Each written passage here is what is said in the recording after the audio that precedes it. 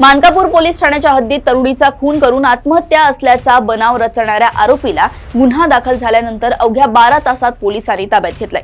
गोधनी येथील राजलक्ष्मी सोसायटीत राहणारी कुमारी प्राची हेमराज खापेकर हिचा 19 जानेवारी रोजी मृत्यू सुरुवातीला आत्महत्येचा असल्याचं भासवण्यात आले होते।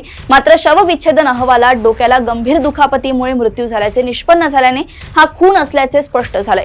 पोलीस तपासात शेजारी राहणारा शेखर अजाबराव ढोरे यानेच हा खून केल्याचं समोर आलंय। जुन्या वादातून आरोपी प्राचीशी बोलण्यासाठी घरी गेला असता वाद झाला। त्यानंतर रागाच्या भरात आरोपीने तिचा गळा आवळून व डोके जमिनीवर आपटून तिची हत्या केली आणि पुरावा नष्ट करण्यासाठी बेडरूम मधील पंख्याला ओढणी बांधून गळफास घेतल्याचा देखावा निर्माण केला। गुप्त माहिती व तांत्रिक माहितीच्या आधारे पोलिसांनी आरोपीला अटक केली असून त्याच्या विरुद्ध BNS कलम 103(1), 238 क व 238 ख अन्वये गुन्हा दाखल करण्यात आलाय। पुढील तपास सुरू आहे। मानकापूर पोलीस स्टेशनच्या कार्यक्षेत्रामध्ये कलेक्टर कॉलनी परिसरामध्ये परवा दिनांक 19 तारीखला एका मुलीनं सुसाईड केलेली आहे अशा प्रकारची खबर प्राप्त झाली। त्या ठिकाणी आम्ही आणि आमची टीम गेलो।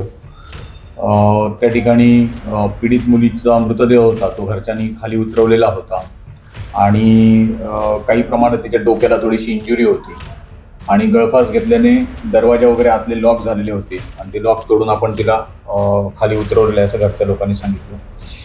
प्रथम दर्शनी थोडासा संशय वाटत होता, परंतु जोपर्यंत पोस्टमॉर्टम होत नाही बॉडीचं तोपर्यंत कन्क्लुजन काढणं थोडंसं अवघड होतं। त्यामुळे बॉडी आम्ही पोस्टमॉर्टमला पाठवली।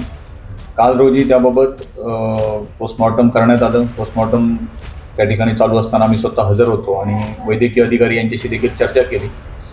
आमचा जो काही संशय होता तो वैद्यकीय अधिकाऱ्यांना सांगितला। त्यानुसार वैद्यकीय अधिकाऱ्यांनी पोस्टमॉर्टम केल्यानंतर आम्हाला ओपिनियन दिलं की सदर प्रकरण हे नॉर्मल गळफास घेऊन आत्महत्या झालेली नाही तर त्या मुलीचा खून झालेला आहे। सदरची माहिती आम्ही वरिष्ठांना दिली आणि वरिष्ठांच्या मार्गदर्शनाकडे पुढील तपास चालू केला।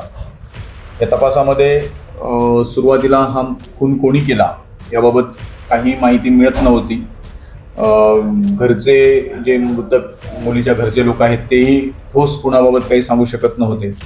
त्यामुळे आमच्या मर्ग प्रकरणाचे जे चौकशी अधिकारी होते त्यांची खबर घेऊन अज्ञात इसमाविरुद्ध खुनाचा आणि खून करून पुरावा नष्ट केल्याबाबतचा गुन्हा आम्ही त्या ठिकाणी दाखल केला।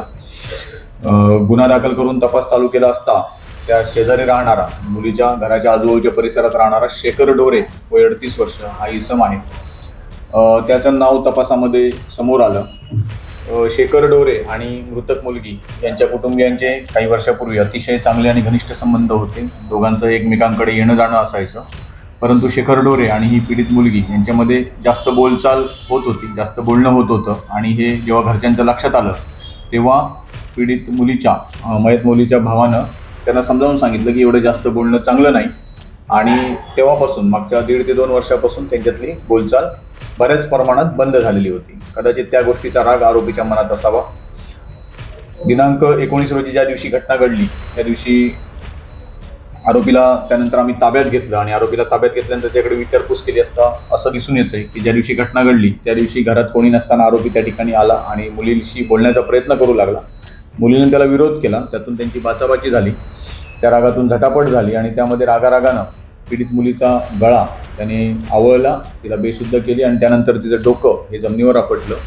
तिला ओढत ओढत वरच्या म्हणजे पहिल्या मजल्यावरील बेडरूममध्ये घेऊन गेला आणि त्या ठिकाणी जो पलंग होता त्या पलंगावर जो पंखा होता त्या पंख्याला ओढणीनं लटकून गळफास घेतला असल्याचं त्याने भासवलं। त्याबाबतची कबुली ही आरोपीनं दिलेली आहे आणि आरोपीला त्यानुसार आम्ही ताब्यात घेतलेला आहे आणि त्याच्यापुढे त्याचा अधिक तपास आम्ही करत आहोत। गुन्हा दाखल झाल्यापासून म्हणजे परवा रात्री गुन्हा दाखल झाल्यापासून सुमारे 12 तासाच्या आत आपण त्या आरोपीला निष्पन्न केलं आणि त्याला ताब्यात घेण्यात यश मिळवलेलं आहे। सदरची संपूर्ण जी कारवाई आहे ही माननीय पोलीस आयुक्त रवींद्र सिंगल सर, माननीय joint CP Shri Reddy sir, माननीय additional CP Dabhade sir, Nityanand Jha sir जे आमचे DCP आहेत आणि ACP जगताप सर यांच्या मार्गदर्शनाखाली आम्ही आणि आमच्या टीमनं ती कारवाई केलेली आहे। गुन्ह्याचा पुढील तपास चालू आहे। आता उद्या आरोपीला आम्ही मान्य न्यायालयात हजर करणार आहोत आणि अधिक त्याची पोलीस कस्टडी घेऊन पुढचा तपास करणार आहोत। सध्या तरी एकाच आरोपीनं गुन्हा केल्याचे प्रथमदर्शनी तपासात निष्पन्न आहे। त्याचा आणि कोणी साथीदार वगैरे होता का याबाबत देखील आम्ही तपास करत आहोत आणि अधिक तपासाअंती पुढील कारवाई करण्यात येईल।